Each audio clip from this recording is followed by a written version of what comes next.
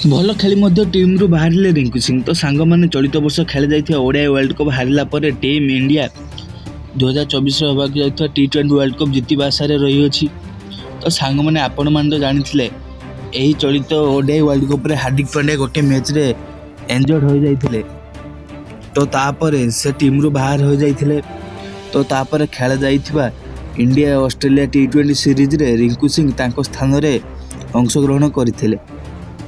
ତ ସାଙ୍ଗମାନେ ସେହି ମ୍ୟାଚ୍ରେ ସେ ଭଲ ଖେଳିଥିଲେ ମଧ୍ୟ ଆଗାମୀ T20 ୱାର୍ଲଡ କପ୍ରେ ସେ ବାହାର ହୋଇଯିବେ, କାହିଁକି ନା T20 ବେଳକୁ ହାର୍ଦ୍ଦିକ ପାଣ୍ଡ୍ୟା ଟିମ୍କୁ ଫେରି ଆସିଥିବେ।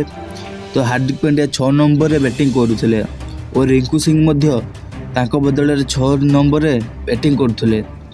ତ ସାଙ୍ଗମାନେ ଯଦି ହାର୍ଦ୍ଦିକ ପାଣ୍ଡ୍ୟା ଟିମ୍କୁ ଆସନ୍ତି ତାହେଲେ ରିଙ୍କୁ ସିଂ ଟିମ୍ରୁ ବାହାରିବା ଚାନ୍ସ ବହୁତ ଅଧିକ ଅଛି। ତ ସାଙ୍ଗମାନେ ଆପଣମାନେ କମେଣ୍ଟ ଜଣାନ୍ତୁ, କ'ଣ ହାର୍ଦ୍ଦିକ ପାଣ୍ଡ୍ୟା ବଦଳରେ ରିଙ୍କୁ ସିଂ ଖେଳିବା ଦରକାର ନା ନାହିଁ, ତାହା ଆପଣ କମେଣ୍ଟରେ ଜଣାନ୍ତୁ।